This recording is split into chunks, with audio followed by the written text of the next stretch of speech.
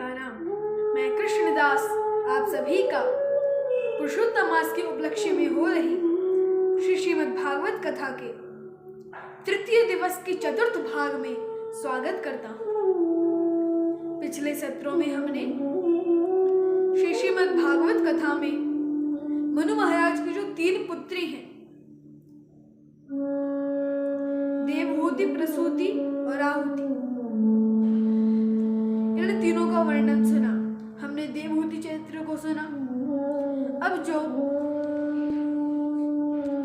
प्रसूति हैं, उनका दक्ष से कैसे विवाह हुआ और उनके वंश में उनका वंश कैसे चला, उसकी कथा आज हम श्रवण करेंगे। तथा दक्ष और भगवान शिव में मनमुटाव कैसे हुआ और सती जी योगाग्नि में स्वयं को क्यों जला देती हैं, ये सभी प्रसंग आज हम सुनेंगे। ओम अज्ञानतिमिरान्धस्य ज्ञानाञ्जनशलाकया चक्षुरुन्मीलितं येन तस्मै श्रीगुरवे नमः। श्रीचैतन्यमनोभीष्टं स्थापितं येन भूतले स्वयं रूपः कदा मह्यं ददाति स्वपदान्तिकं। वन्देऽहं श्रीगुरुः श्रीयुतपदकमलं श्रीगुरून् वैष्णवांश्च श्रीरूपं साग्रजातं सकलरघुनाथान्वितं तं सजीवं साद्वैतं सावधूतं परिजनसहितं श्रीकृष्णचैतन्यदेवं श्रीराधाकृष्णपादान् सहगणललिता श्रीविशाखान्वितांश्च। हे कृष्ण करुणा सिंधो दीनबंधो जगतपते गोपेश गोपिकाकांत श्री राधाकांत नमोस्तुते। तप्त कांचन गौरांगी श्री राधे वृंदावनेश्वरी श्री वृषभानुसुते देवी प्रणमामि हरिप्रिय। वामचाकल्पतरुभ्यश्च कृपा सिन्धुभ्यैव च पतितात्मनां पावनेभ्यो वैष्णवेभ्यो नमो नमः। नमः पंकजनाभाय नमः पंकजमालिने नमः पंकजनेत्राय नमस्ते पंकजाग्रहे। कृष्णस्वधामोपदे धर्मज्ञाननिधिः कलो नष्टादृशां पुराणाय बुद्धिनिधतः। गणानां यथा गंगा देवानां अच्युतो यथा वैष्णवानां यथा शम्भुः पुराणानां यदं तथा। नमः परमहंस स्वादिचरणकमलचिन्मुखनन्दाय भक्तजन्मानसनिवासाय श्रीरामचन्द्राय। हेयं सदा परिभवग्नमक्षदोहं तीर्थास्पदं शिवरञ्जनतं शरण्यं भृत्याप्त्यं प्रणतबालकाब्धिबोधं वन्दे महापुरुषते चरणारविन्दं। हम श्रीभूषितकरान्नवनीरदाभापीताम्बरादनमं फलादृष्टपूर्णेन्दुसुन्दरमुखादनिमिन्दनेत्रास् कृष्णात्परं किमित्यर्थं हम न जाने। यं प्रव्रजन्तमनुपेतमपेतकृत्यं द्वैपायनो विरहकातराजुहाव पुत्रित्वन्मयतया तरवोभिनेतुस्तं सर्वभूतहृदयं मुनिमानतोऽस्मि। यः स्वानुभावमखिलष्टदिशारमेकम् अध्यात्मदीपमतिशीर्षतां तमन्ध्यं संसारिणां करुणया पुराणगुह्यं तं व्याससूनुमप्यामि गुरुं मुनीनां। सच्चिदानन्दरूपाय विश्वोत्पत्त्यादिहेतवे तापत्रय विनाशाय श्रीकृष्णाय वयं नमः। श्रीमद्भागवतं नाम पुराणं लोकश्रुतं शृणुयाच्युतया सन्तोषकारणम्। अहमेवासमेवाग्रे नान्यद्यदसत्परं पश्चादहं यदेतच्च योऽवशिष्येति सोऽस्म्यहम्। ऋते अर्थं यत् प्रतीयेत न प्रतीयेत चात्मनि तद्विद्यादात्मनो मायां। यथा भासो यथा तमः यथा महान्ति भूतानि भूतेषु चावचेष्वनु प्रविष्टान्यप्रविष्टानि तथा तेषु न तेष्वहम्। एतावदेव जिज्ञासं तत्त्वजिज्ञासुनात्मनः अन्वयव्यतिरेकाभ्यां यत्सा सर्वत्र सर्वदा।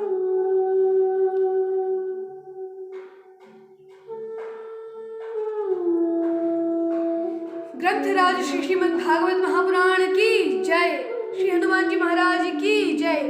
श्री श्री राधा कृष्ण भगवान की जय।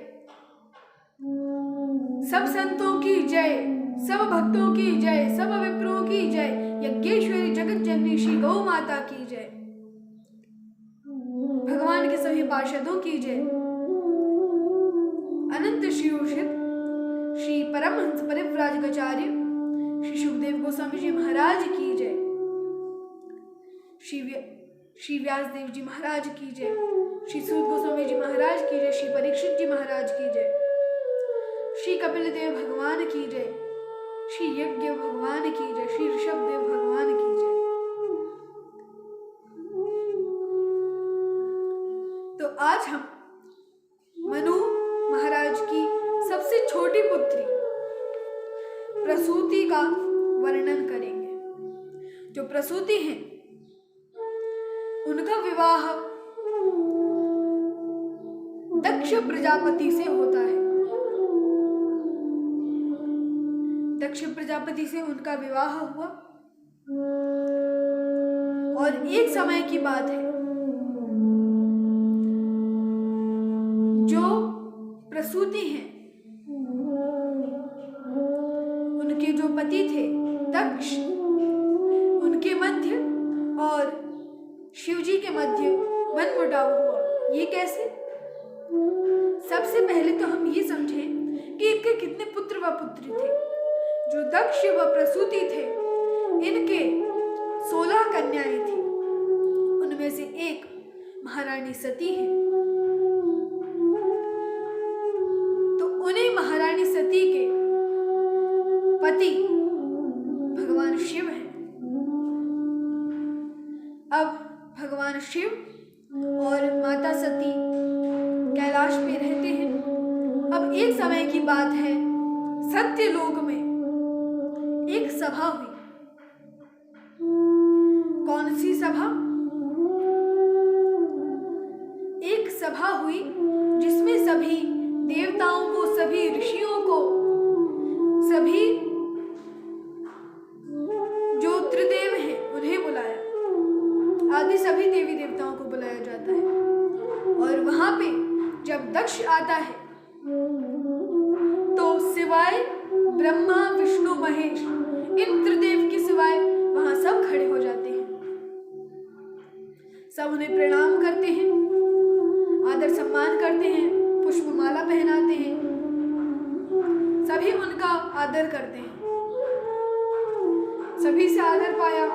अभी तो ऐसे आ रहे थे और जैसे ही देखा तो अब ऐसे हो गए कि यहाँ हमारा मान सम्मान हो रहा है।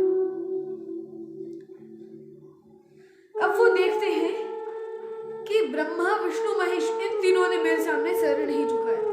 वो ब्रह्मा जी के पास जाके स्वयं सिर झुकाते हैं। मेरे पिताजी हैं,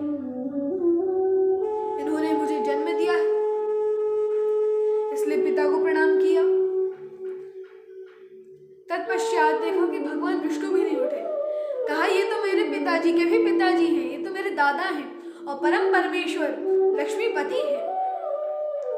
शेषनाग जिनकी शैया है, गरुड़ जिनके वाहन हैं, ऐसे भगवान को दक्ष प्रणाम करते हैं। अब उन्होंने देखा कि शिव जी ने प्रणाम नहीं किया। अब ऐसा बहुत से लोगों का स्वभाव होता है, हजारों लोग प्रणाम कर रहे हैं परंतु किसी एक ने नहीं किया तो उस पर दृष्टि जाएगी। इसने क्यों नहीं किया? इसे करना था।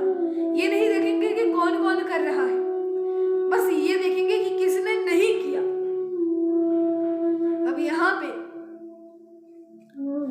शिव जी को देखते हैं, अपने आसन पे बैठते हैं। शिव जी का सोचते हैं कि ये तो मेरा दामाद है, मैंने अपनी पुत्री मृगनयना सती को, सावित्री को इसे दिया है तो इसे उठना चाहिए। दामाद पुत्र के तुल्य होता है। उसने टेढ़ी भौहें करके देखा और कहने लगा, सभी सदा सुनो, सुनिए, हम सभी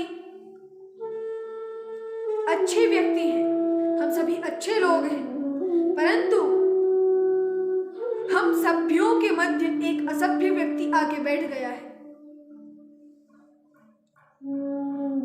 ये शंकर, देखिए ये कैसा मूर्ख है। मैंने अपनी मृगनयना सावित्री सी पुत्री इस मरकट लोचन शब्द प्रयोग है वहां पे, मरकट लोचन शिव को दी। और देखो, पुत्र होते हुए भी इसने मुझे प्रणाम नहीं किया। ये इस सभा में बैठने योग्य नहीं है। और आप सभी सुनिए, मैंने अपनी पुत्री इसे दी, वो तो भोली भाली थी, पर ये कैसा है, इसका स्वभाव कैसा है, ये शरीर में भी लपेटता क्या है? मृत व्यक्ति की भस्म, ये तो पूरा ही अमंगल है। यह तो पूरा ही अमंगल है। और ये रहता भी किसके साथ है? ये तो भूत प्रेतों का नेता है और सभी भूत प्रेत इसकी सहचर अनुयायी हैं। इसने मुझे प्रणाम नहीं किया, इसे इतना तनिक भी शिष्टाचार्य नहीं आता।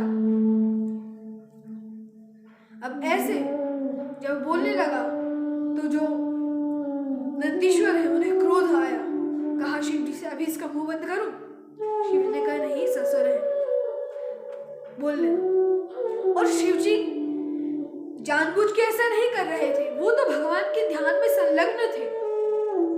जब दक्ष ने चिल्लाया, वो समाधि से बाहर आते हैं, कुछ नहीं, प्रत्युत्तर नहीं दिया, सुनते रहे, चुपचाप सुनते रहे।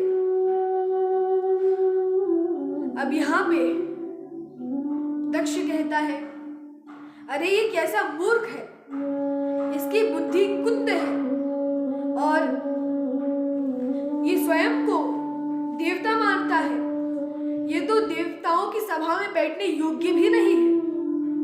और लोगों ने बहुत मना किया, वहां के जो ऋषि थे उन्होंने मना किया, परंतु तब भी किसी के न मानकर उसने कह डाला और श्राप भी दिया। वो कहता है, मैंने अपने पिता के बहकावे में आके उनके कहने पर जब उन्होंने दबाव डाल के ये बात कही, तब मैंने इस मरकट लोचन से अपनी पुत्री का विवाह किया। और ये है कि अपने पिता को, अपने ससुर को प्रणाम ही नहीं कर रहा।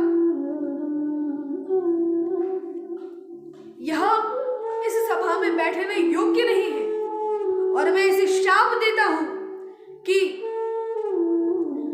आज से ये देवता कहलाता है तो देवता कहलाए, परंतु मैं शाप देता हूं कि यज्ञ में इसे कभी भाग ना मिले। और वहां सभी यज्ञ में आए हुए थे, शाप दे दिया कि इसे कभी भी किसी यज्ञ में भाग ना मिले। शिव जी ने कुछ नहीं कहा, वो वैसे ही बैठे रहे उसी मुद्रा में, क्योंकि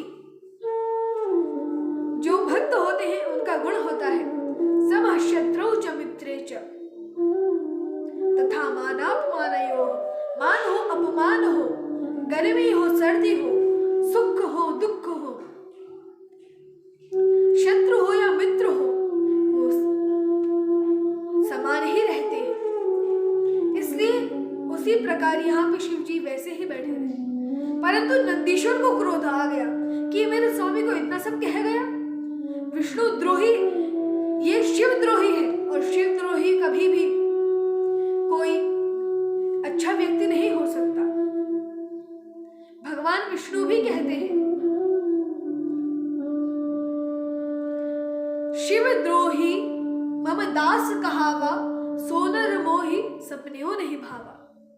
ऐसा व्यक्ति जो मेरा तो सेवक है परंतु शिव द्रोही है, ऐसे व्यक्ति का कभी साधन पूर्ण नहीं होता और ऐसा व्यक्ति कभी मुझे भाता नहीं। यहाँ पे भी शिव जी तो उसी मुद्रा में बैठे हैं, परंतु जो नंदीश्वर है उन्होंने कहा, अरे मूर्ख दक्ष, तू मेरे स्वामी को क्या शाप देता है? मैं तुझे शाप देता हूं कि तू सदा ही वासनाओं में फंसा रहे, कर्मकांड में फंसा रहे और तू कर्मकांड से ऊपर जा ही ना पाए। तो भगवान विष्णु का भक्त बनता है। भगवान विष्णु तो शिव भक्ति से ही प्रसन्न होते हैं। शिव और विष्णु में कोई भेद नहीं है। और उन्होंने श्राप दिया, जा और तेरा सर कुछ समय में ही बकरे का हो जाए, मैं तो ये श्राप देता हूं। अब जैसे ही श्राप सुना और नंदीश्वर ने ये भी कह डाला कि जो तुझे अनुमोदन कर रहे हैं, जो तेरा सपोर्ट कर रहे हैं, ऐसे ब्राह्मणों को भी मैं श्राप देता हूं, वो सदा भिक्षुक रहे, सदा ही किंचन रहे, अर्थात सभी जो भी है अकिंचन रहे। परंतु भगवान तो किसके गोचर है? अकिंचन गोचर। महारानी कुंती ने भी कहा है, नमो अकिंचन वित्ताय निवृत्त गुण वृत्ताय आत्मा रामाय शांताय कैवल्य पतये नमः। यहाँ पे नंदीश्वर श्राप देते हैं कि तुम सदा ही धन से हीन रहो, लक्ष्मी से हीन रहो और पाखंडी रहो। जैसे ही भृगु आदि ऋषियों ने सुना तो भृगु जी दक्ष के आगे खड़े होकर कहते हैं, अरे नंदीश्वर, तुम कौन होते हो ये ससुर और दामाद की लड़ाई में बीच में आने वाले? मैं तुम्हें श्राप देता हूं तुम सभी शिवगणों को यह शाप देता हूं कि तुम सभी पाखंडी कहलाओ, तुम सभी पाखंडी कहलाओ, और जो भी पाखंडी भूत प्रेत आदि जितने भी अधोगति के प्राणी हैं वो ही शैव संप्रदाय में दीक्षा ले। मैं तुम्हें श्राप देता हूं। अब जैसे ही शिवगणों ने यह सुना वो खड़े हो गए। अब शिवजी सोचते हैं यहाँ पे यज्ञ के लिए सब आए थे पर यहाँ तो श्राप सभा चालू हो गई।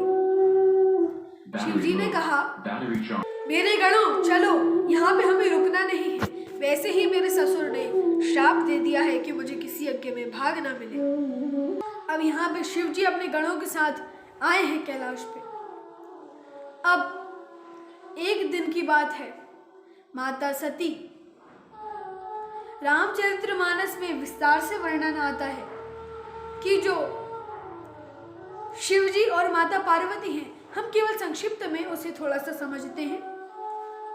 यह कथा भागवत में नहीं है, रामचरितमानस में प्रारंभ से है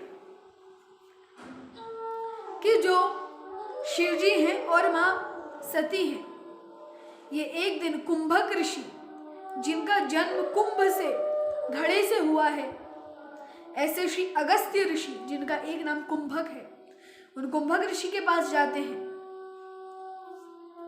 और उनसे कहते हैं कि हे भगवान, आप हमें राम कथा सुनाइए। अब जैसे ही पहुंचे तो जो कुंभक ऋषि हैं, अगस्त्य ऋषि हैं, उन्होंने शिवजी का पूजन किया, मां सती का पूजन किया। शिवजी तो समझे कि ये वक्ता हैं और कितने महान हैं कि श्रोता की पूजन कर रहे हैं, परंतु माता सती सोचती हैं कि जो व्यक्ति श्रेष्ठ होता है, जो व्यक्ति महान होता है, पूजा तो उसकी की जाती है, तो मैं इनसे महान हूं तो मुझे इनके द्वारा होने वाली कथा सुनने की क्या आवश्यकता है। कथा तो वो भी सुनती है परंतु मन से नहीं, बस सुना परंतु ध्यान अपनी श्रेष्ठता में ही लगा रहा कि मैं कितनी श्रेष्ठ हूं, मैं इनसे भी श्रेष्ठ हूं। अब जब कथा सुन के वहां से निकले तब संयोग की बात है, कथा तो सुनी परंतु शिवजी ने ध्यानपूर्वक सुनी और माता सती ने ध्यानपूर्वक नहीं सुनी। आते समय संयोग की बात है, भगवान राम त्रेता युग में लीला कर रहे थे अपनी। त्रेता युग में भगवान अपनी लीला कर रहे थे और उसी समय शिवजी भगवान को देखते हैं, परंतु कुसमय जान के वो वहां नहीं जाते। कुसमय जाने न कीन चिन्हारी। कुसमय जाना क्यों? क्योंकि एक तो यदि अभी मैं जाऊंगा तो भगवान की लीला बाधित हो जाएगी, और दूसरा कि मेरे शिष्य रावण ने भगवान की भार्या श्रीमती सीता महारानी का हरण किया है, इसलिए अभी यह कुसमय है। और जब रावण मरेगा तो वहां पे लिखा है सुसमय, वह समय कुसमय से सुसमय में परिणत हो गया। यहाँ पे जो शिवजी हैं वो कुसमय जान के वहां नहीं रुकते और आगे चले जाते हैं। अब जैसे ही आगे गए तो वहां पे महारानी सती पूछती हैं कि अभी आप इस राजकुमार को जो वन में अपनी भार्या के दुख में घूम रहा है उसे प्रणाम कर रहे थे, ये कौन था? तो वो कहते हैं ये स्वयं सच्चिदानंद भगवान है। यहाँ पे माता पार्वती को संदेह होता है कि यह सच्चिदानंद भगवान है, क्योंकि जो शिवजी हैं वो कहते हैं जय सच्चिदानंद जग पावन। हे सच्चिदानंद, आप तो जग को पवित्र करने वाले, पावन करने वाले हैं। अस कही चलो मनोज न सावन। ऐसा कहते हुए शिवजी जा रहे हैं। अब यहाँ पे जो सती महारानी है उन्होंने कहा नहीं, बस मन में विचार करती है। तिन्ह नृप सुतहि कीन्ह परिणामा, कही सच्चिदानंद परधामा। ऐसा कौन व्यक्ति है इन दो नृपसुत अर्थात इन दो राजकुमारों को देख के उन्हें सच्चिदानंद भी कहा। यहाँ तक तो ठीक था कि उन्हें प्रणाम किया, परंतु आगे उन्हें सच्चिदानंद भी कह डाला। ये कौन है? उन्होंने कुछ कहा नहीं, बस सोच ही रही थी, परंतु भगवान शिव तो अंतर्यामी है। उन्होंने कहा, सती, यदि तुम्हें संदेह होता है तो जाओ स्वयं परीक्षा ले लो। तो उन्होंने कहा कि जी भगवान, प्रणाम करती हैं और कहती हैं, मैं जा रही हूं, आप साथ नहीं जाएंगे? भगवान शिव कहते हैं, नहीं नहीं, मुझे तो पूर्ण विश्वास है, तुम्हें विश्वास नहीं तो जाकर परीक्षा ले लो। अब यहाँ पे मां सती आई हैं। बहुत विचार किया कि कौन सा रूप बनाऊं इनकी परीक्षा लेने के लिए, परंतु कोई भी विचार मन में ना आए। बड़ा सोचा, कुछ जब मन में नहीं आया तो उन्होंने सोचा अंत में एकदम कि मैं सीता का रूप बना लेती हूँ, क्योंकि सीता को ही ढूंढ रहे हैं। मुझे देख के यदि ये बोल पड़े, सीता तुम आ गई, या ऐसा ये सीता समझ गए मुझे, तो अर्थात ये कोई साधारण मनुष्य है, और यदि पहचान गए तो हो सकता है कि भगवान हो। उन्होंने बड़ा विचार किया, पुनि पुनि हृदय विचारु, बार बार हृदय में विचार किया। पुनि पुनि हृदय विचारु करी, धरी सीता कर रूप, सीता जी का रूप धरती हैं। आगे होई चली पंथ ते ही, जहीं आवत नर भूप, नरों के राजा श्री रामचंद्र जहां पे आ रहे थे उसी रास्ते में पहुंच जाती हैं। अब जैसे ही आई, लक्ष्मण जी ने देखा, लक्ष्मण दीक उमा कृतवेशा। कृतवेशा संस्कृत का शब्द है और इसका अर्थ है दूसरे का रूप बनाने वाला, कृतवेशा। तो लक्ष्मण दीक उमा कृतवेशा, उमा ने महारानी सती का रूप, महारानी सीता का रूप बनाया है। ऐसा क्यों, देखते हैं। लक्ष्मण दीक उमा कृतवेशा, यहाँ पे उमा नाम बड़ा ही सार्थक है। उन्होंने उन्हें सती के रूप में नहीं देखा, वो तो ये भी जान गए कि इनका अंत होगा और ये पार्वती के रूप में जन्म लेंगी। और चकित भये भ्रम हृदय विशेषा, चकित हुए और भ्रम हुआ, चकित हुए और भ्रम हुआ, परंतु कुछ कहा नहीं। क्यों? क्योंकि कही न सकत कछु अति गंभीरा, अति गंभीर है, इसलिए कुछ कहते नहीं है। वो समझ गए प्रभु सब जान जाएंगे, मुझे कहने की क्या आवश्यकता है। यहाँ पे हमें लक्ष्मण जी से शिक्षा लेनी चाहिए कि जब बड़े हों तो हमें गंभीर अवस्था में ही रहना चाहिए।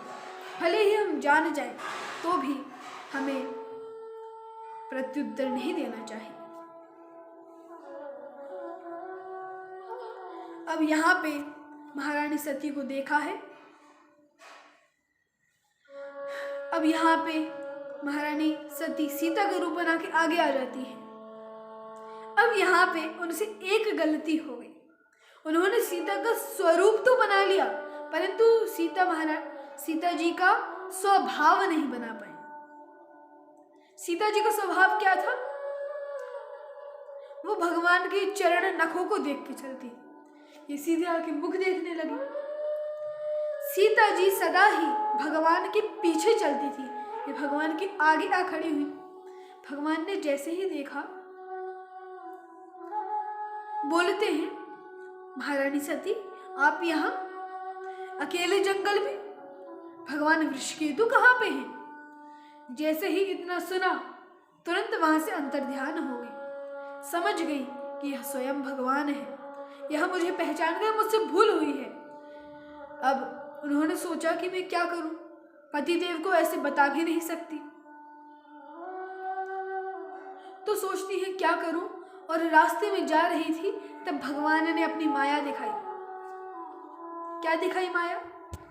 जो सती महारानी है वो जहां पे देखे, सामने राम, ऊपर राम, नीचे राम, बाएं राम, दाएं राम, पीछे राम, जहां देखे वहां राम। और कैसे? सीता राम लक्ष्मण, सीता राम लक्ष्मण, सीता राम लक्ष्मण। अब एक बात थी, उन्होंने सभी देवी देवताओं के सहित भगवान को देखा और वो देखती है कि वो स्वयं सती के रूप में उनकी सेवा कर रही हैं। चकित हो गई। यहाँ पे अपने इस ब्रह्मांड में पंचमुखी भगवान शिव हैं, तो किसी दूसरे ब्रह्मांड के शिव के अधिक मुख हैं, किसी कम मुख हैं, किसी के 2 मुख हैं, किसी के 10 मुख हैं, ऐसे ब्रह्मा भी दिखे। देख के बड़ी चकित हो गई, सभी अलग अलग रूप में, परंतु जहां पे भी वो सिया राम देखें वो उन्हें उसी रूप में दिखाई दे, एक ही स्वरूप। इसका अर्थ क्या है? इसका अर्थ ये है कि अलग अलग ब्रह्मांडों में देवी देवता अलग अलग रूप से भगवान की सेवा करते हैं, परंतु करते किसकी है?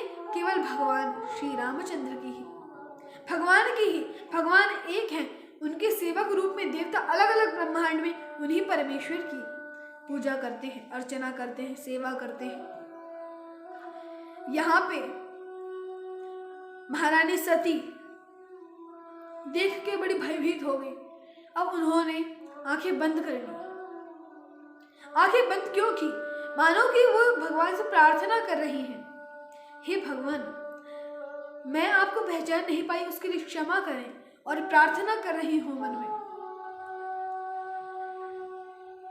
भ्रम के कारण उन्होंने आंखें बंद कर ली। आंखें बंद करके खोली, पुनः राम, फिर वो नीचे सिर करके बैठ गए। कुछ देर बाद देखा तो एक भी राम नहीं। समझ गई भगवान की माया है। शिव जी के पास गए जो वट वृक्ष के नीचे बैठे थे, उनसे कहा, शिव जी देखते हैं सती आई है, उनसे पूछा, ले ली परीक्षा? तब महारानी सती असत्य कहती है, असत्य कहती हैं, नहीं भगवान, जैसे आप प्रणाम वहां पे कर रहे थे वैसे ही मैंने उनके पास जाके प्रणाम किया और आपके समान ही, आपके जैसे ही मैं पुनः लौट के आ गई, मैंने कोई परीक्षा नहीं ली। अब भगवान शिव ने कहा, अच्छा, परंतु मन में एक संदेह रहा कि लग रहा है कि सती असत्य बोल रही है। ध्यान लगा के देखा तो मालूम पड़ा कि उन्होंने सीता का वेश बनाया था, कृत वेश बनाया था, और इतनी सब घटना हो गई। सोचा तो सोचते हैं कि मैं सती का त्याग भी नहीं कर सकता और सती को अपना भी नहीं सकता। क्यों अपना? इसलिए नहीं सकता क्योंकि यदि मैंने उसे अपनाया और कभी मुझे उसमें माता सीता की छवि दिख गई तो सब भ्रष्टाचार फैल जाएगा, सब लोग मेरा अनुकरण अनुगमन करते हैं, इसलिए मैं इनको अपना नहीं सकता। और त्याग क्यों नहीं सकती? त्याग इसलिए नहीं सकता क्योंकि शास्त्र कहते हैं जब तक किसी स्त्री का किसी दूसरे पुरुष से संबंध ना हो तब तक उस स्त्री को, भले ही वो कैसे ही व्यवहार की, कैसे ही स्वभाव की हो, उसे त्यागना नहीं चाहिए। इसलिए दोनों बातें हैं, अपना भी नहीं सकता और त्याग भी नहीं सकता। तो सोचा बस भगवान का स्मरण ही करना चाहिए। समाधि में बैठ गए। 87,000 वर्षों की समाधि में बैठे। भगवान शिव के एक दिन में 10 ब्रह्मा बीत जाते हैं। एक ब्रह्मा के एक दिन में 14 मनवंतर बीत जाते हैं। एक मनवंतर 71 चतुर्युगी, सतयुग, त्रेता युग, द्वापर युग, कलयुग, ये एक चतुर्युग। ऐसे 71 चतुर्युग का एक मनवंतर, ऐसे 14 मनवंतर ब्रह्मा जी के एक दिन में निकल जाते हैं, अर्थात 1000 चतुर्युग ब्रह्मा जी के एक दिन में बीतते हैं। ऐसे 360 दिन। और इसी प्रकार 1 साल, 2 साल, 10 साल, 20 साल, 100 साल, ऐसे 100 साल जब इन्हें 10 गुना करें तो शिव जी का एक दिन होता है। तो शिव जी के लिए कोई बड़ी बात नहीं है। अब यहाँ पे भगवान शिव समाधि से जैसे ही उठते हैं, महारानी सती को मालूम पड़ गया भगवान के दर्शन के लिए आई, दर्शन किए। अब भगवान उन्हें अपने सन्मुख आसन देते हैं। पत्नी का आसन कहाँ पे होता है? वाम अंग में, अपने बाएं तरफ। परंतु यहाँ पे त्यागा भी नहीं है, अपनाया भी नहीं। अब समाधि जैसे ही खुली, महारानी सती को मालूम पड़ा, वो आती है, उन्हें सन्मुख स्थान दिया, वो बैठी, हरि कथा सुनाना प्रारंभ कर दिया। इससे हमें यहाँ सीख लेनी चाहिए। घर में इतना सब विपरीत हो चुका है, धर्म संकट में है, और शिव जी का घर तो वैसे ही सदा संकट में ही रहता है। शिव जी का वाहन कौन है?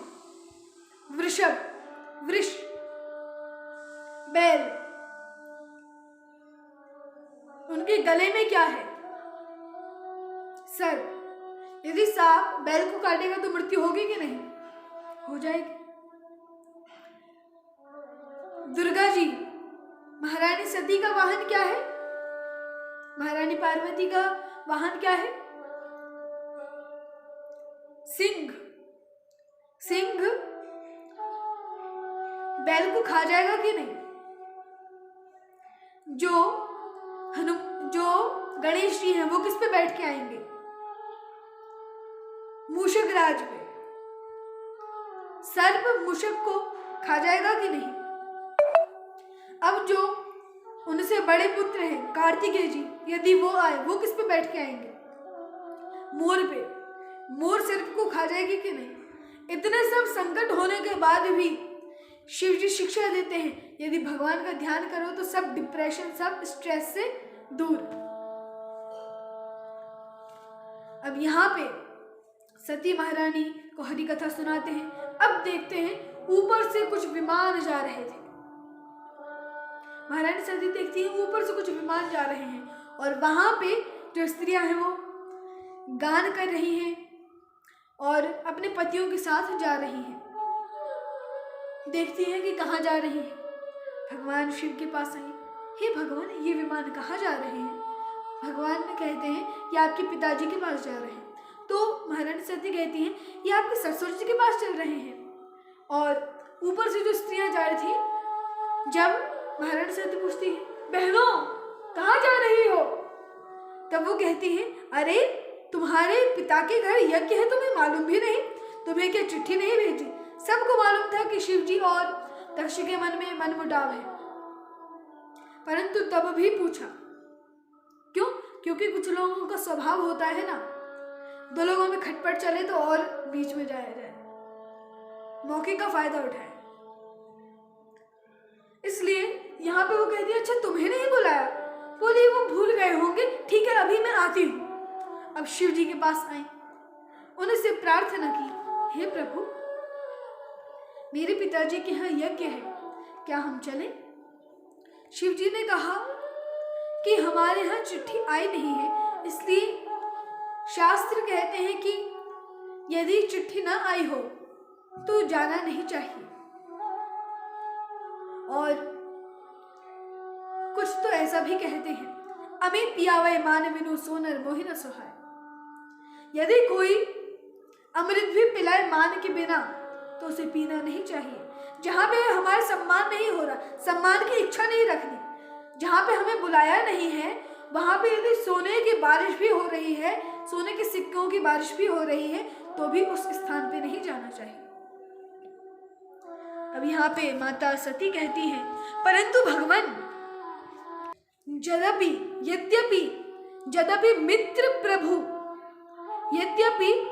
मित्र प्रभु पितु गुरु गेहा, पिता और गुरु इन चार के घर जाने के लिए जाइए बिनु बोले न संदेहा। यदि वो संदेश भेजे भी ना तो बिना संदेह के उनके घर जाना चाहिए, शास्त्र वचन है। भगवान शिव कहते हैं वो तो ठीक है, यदि कोई भूल जाए तो नहीं जाना चाहिए, परंतु कोई जानबूझ के ना बुलाए तो। इसलिए मेरे अनुसार तो जाना ठीक नहीं है, यदि तुम्हें जाना हो तो जाओ।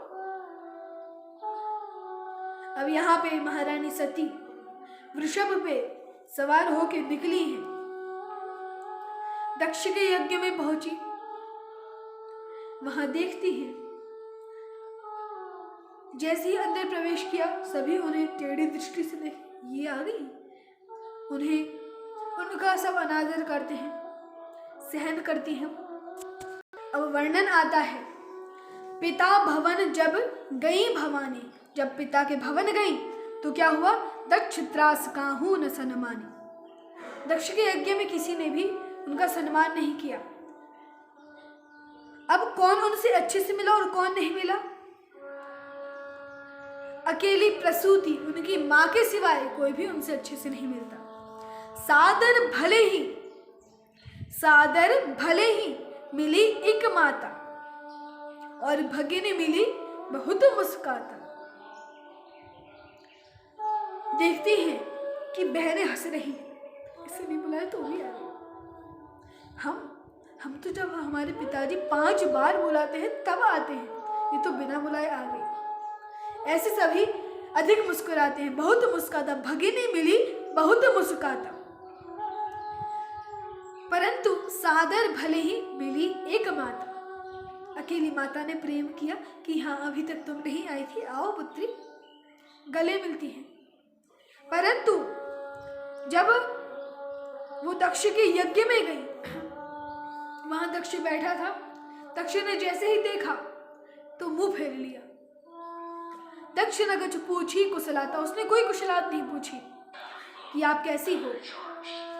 अब अभी तक तो सहन कर रहे हैं, लोगों ने सम्मान नहीं किया, सहन किया। माता ने बस प्रेम से बुलाया, बाकी बहन ने हंस के उनकी अवहेलना कर रही थी, एक प्रकार से उपेक्षा कर रही थी कि ये आ गई, उसे भी सहन किया। परंतु जब वो ये देखती है क्या कि दक्ष ने मुंह फेर लिया, उस दुख को भी उन्होंने सहन किया। परंतु वो यज्ञ में गई और यज्ञ में क्या देखती है, छोटे से छोटे देवता का बड़ा सा बड़ा स्थान है, परंतु देवादिदेव महादेव का कहीं पे भी स्थान नहीं। सती महारानी सती जाई देखेऊ तब जागा, जब यज्ञ देखा तो क्या देखती है वो, कतहु न दीख, कहीं पे भी नहीं दिखा, क्या, कतहु न दीख शंभु कर भागा, उनका भाग कहीं पे नहीं दिखता, उनका आसन कहीं नहीं दिखता। अब जो सती महारानी है वो बड़ी क्रोधित हो जाती है और आग बबूला होकर कहने लगती है, हे सभासदों और मुनीश्वरों, सुनहु सभासद सकल मुनिंदा। सकल मुनीश्वर तथा सभी सभासद सुने, कही सुनी, जिसने भी कही है या सुनी है, क्या, शंकर निंदा, शिव जी की निंदा। आगे कहती है, सो फलु उसका फल, सो फल तुरंत लाभ सब काहू, सबको उसका फल शीघ्र ही मिलेगा और भली भांति पछताब पितामह, जो मेरा पिता दक्ष है, जो मूर्ख है, वो भी भली भांति पछताएगा। कहती हैं और महारानी सती हाँ एक बहुत ही अति उत्तम बात कहती है, क्या, कि यदि कहीं पे तो क्या नियम है, किस किस की निंदा सुनने से, संत शंभु श्रीपति अपवादा, संतों की निंदा या संत या गुरु की निंदा, संतों की निंदा, शंभु भगवान शिव की निंदा और श्रीपति अपवादा, श्रीपति भगवान विष्णु की निंदा। यदि कोई इनको सुनता है, सुनिए जहां तहां असी मर्यादा, वहां पे क्या मर्यादा है, काटिया तासु जीभ, उसकी जीभ काट लेनी चाहिए, जो बसाई, जो उसकी जीभ है उसे ही काट लेना चाहिए। यदि ये नहीं कर सकते, श्रवण मोती न तो चलिए पर, कान मूंद के वहां से चले जाना चाहिए, कान बंद करके वहां से चले जाना चाहिए, यदि आपके वश में नहीं है तो। इसलिए यहाँ पे उपस्थित सभी मुनीश्वर व सभासद सुने, मैं शिव निंदा सहन नहीं कर सकती और इसलिए मैं यहाँ पे अपने शरीर को त्याग रही हूँ। महारानी सती योगाग्नि में स्वयं भस्म हो जाती है। अब जो उनके साथ कुछ शिवगण आए थे उन्होंने यज्ञ विध्वंस करना चालू कर दिया। सती मरनु सुनि शंभुगण, जो शिवजी के गण थे, लगे करन मख खीस, यज्ञ को भस्म करने में लग गए।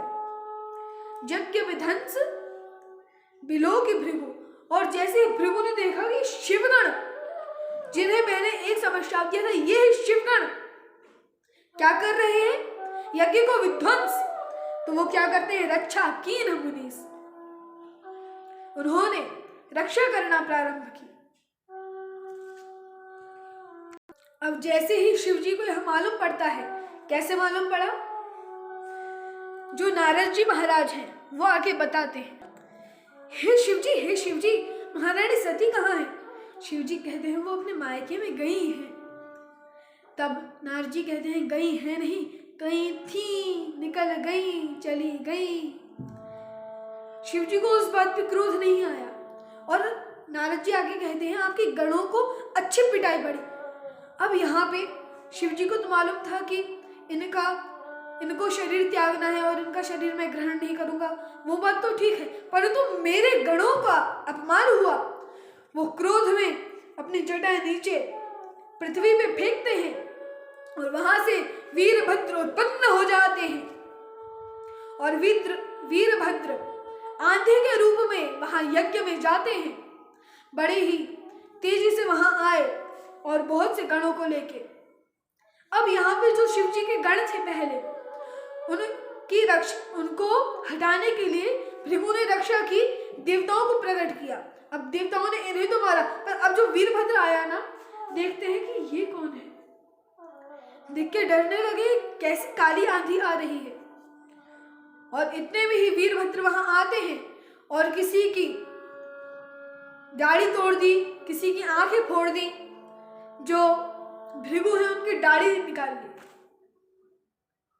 पूछ आदि की आंख फोड़ दी, किसी के हाथ तोड़ दिए, किसी के पांव तोड़ दिए और अंत में लिया उठाया दक्ष को और तोड़ी मुंडी और दक्षाय स्वाहा गोविंदाय नमो नमः अंत कर दिया। अब यहां पे दक्ष का जो सर है उसे यज्ञ में डाला, यज्ञ विध्वंस किया, सभी को यथा योग्य फल मिला, जो महारानी सती का शाप था। अब यहाँ पे किसी के हाथ टूटे, किसी के पांव टूटे। अब इस यज्ञ में कौन कौन नहीं आया था? ब्रह्मा, विष्णु, महेश। महेश को बुलाया नहीं था इसलिए वो नहीं आए, परंतु ब्रह्मा विष्णु को तो चिट्ठी भेजी थी पर वो भी नहीं आए। क्यों? क्योंकि जहां पे भगवान शिव को नहीं बुलाया है, ऐसे स्थान पे भगवान विष्णु भी नहीं जाते। हरि हरि में कोई भेद नहीं।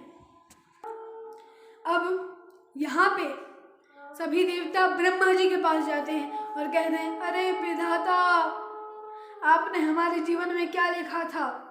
हम तो लेने गए थे वहां भाग, परंतु हमारा ही भाग चला गया। किसी के हाथ टूट गए, किसी के पांव टूट गए, रक्षा करो, रक्षा करो। अब जो ब्रह्मा जी हैं वो कहते हैं, तुम गए क्यों? तुम्हें मालूम था ना कि जो शिव जी हैं उनकी वहां पे उन्हें नहीं बुलाया गया है, तो तुम्हें वहां जाने की क्या आवश्यकता थी? मैं भी तो नहीं गया, मेरे पिता भगवान विष्णु भी तो नहीं गए, तुम्हें जाने की क्या आवश्यकता थी? बोले जो हुआ सो हुआ, पर अभी तो हमारा कल्याण करो। बोले अच्छा, यदि कल्याण करना है तो भगवान आशुतोष की शरण में जाना चाहिए। आशुतोष जो भोले हैं गए, उनसे कहा कि हे भगवान, आप यज्ञ संपूर्ण करवाइए। उन्होंने कहा हम यज्ञ को संपूर्ण करवाएं। दक्षिण ने हमें श्राप दिया था कि हमें किसी भी यज्ञ का भाग नहीं मिलेगा। सब ऋषि और वहां के जितने भी देवता थे उन्होंने कहा, अरे उसने जो दिया सो दिया, पर अब हमने उसे बदल दिया। कैसे बदल दिया? यज्ञ में जितना भी भाग बचेगा वो सब आपको ही मिलेगा। और जो भी यज्ञ होता है किसी भी देवी देवता का हो, किसको लगता है? भगवान विष्णु को। विष्णु यज्ञ रूप है, इसलिए उन्हीं को सब जाता है और हरिहर में कोई भेद नहीं। अब यहाँ पे शिव जी बोलते हैं ठीक है, यदि हमारा भाग तो चलो। और यहाँ पे अब शिव जी आए हैं, यज्ञ संपूर्ण करवा ही रहे हैं। अब भगवान विष्णु भी प्रकट हो गए। अब यहाँ पे भगवान विष्णु सावधान होके कहते हैं, सभी ने उनकी स्तुति की। अब अंत में भगवान कहते हैं, मुझ में शिव में कोई भेद नहीं है। शिवस्य हृदयम विष्णु, शिव के हृदय में विष्णु है। विष्णुस्य हृदयम शिव, भगवान शिव विष्णु जी के हृदय में है और भगवान विष्णु शिव जी के हृदय में है। भगवान कहते हैं, मुझ में, ब्रह्मा में, शिव में, हम त्रिदेवों में कोई भेद नहीं है, और जो हम में भेद करता है उसका साधन कभी पूर्ण नहीं हो सकता।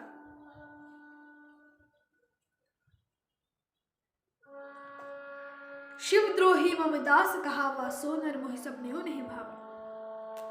अब यहाँ पे दक्ष यज्ञ संपूर्ण हुआ है। अब दक्ष यज्ञ संपूर्ण करने के लिए क्या चाहिए? पहले यजमान चाहिए। अब बोला कि यजमान को बुलाओ। कहा कि दक्ष की तो मुंडी आपके वीरभद्र ने स्वाहा कर डाली। उन्होंने कहा अच्छा, बकरा लाओ, और बकरे का जो सर है उसे दक्ष के गले में लगाएंगे। तो देवता और ऋषि कहते हैं आप कर लोगे? बोले अरे यार, मैं हेयर ट्रांसप्लांट में एकदम नंबर 1 हूँ। अपने बच्चे का भी किया है, हाथी का सिर लगाया है, तो यहाँ बकरे का लगा दूंगा। अब बकरे का सर लाए हैं, भगवान ने लगाया है, भगवान शिव लगाते हैं। और कहा कि भृगु की दाढ़ी चले गई। कहा अच्छा, बकरे की दाढ़ी लगा दी। ऐसे जिसकी आंख चले गई, किसी के दांत टूट गए, तो कहा कि यजमान खाएगा तो इसके पेट में चला जाएगा और यह जो है, ये जो पिसा हुआ कुछ भी रहेगा उसे खा सकेगा। तो ऐसे सभी का, किसी के हाथ जोड़ दिए, किसी के पांव जोड़ दिए, ऐसे सभी को सही साट किया और यहाँ पे दक्ष यज्ञ संपूर्ण हुआ। अब यहाँ पे प्रसूति, जो मनु महाराज की तीसरी पुत्री है, उनका भी वंश का यहाँ पे वर्णन है। अभी भी जो देवता होंगे वो दक्ष के यहाँ का यज्ञ कभी नहीं भूले होंगे। अब यहाँ पे ऐसा होता है, दक्ष यज्ञ संपूर्ण हुआ। अब किसका वर्णन आता है? अब उत्तानपाद वंश और प्रियव्रत वंश का वर्णन है।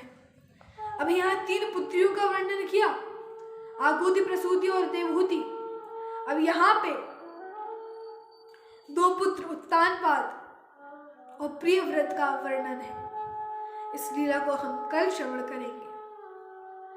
अगले सत्र में हम उत्तानपाद तथा प्रियव्रत का जो वंशावली है उसे समझेंगे। तब तक के लिए श्री सीताराम। परम पूज्य श्री वृंदावन सोनू पीठाधीश्वर जगत गुरु द्वाराचार्य अनंत शिवोषित स्वामी श्री सद्गुरुदेव भगवान की जय। श्री श्रीमद् भागवत महापुराण की जय। वैष्णवों में श्रेष्ठ भगवान शिव की जय।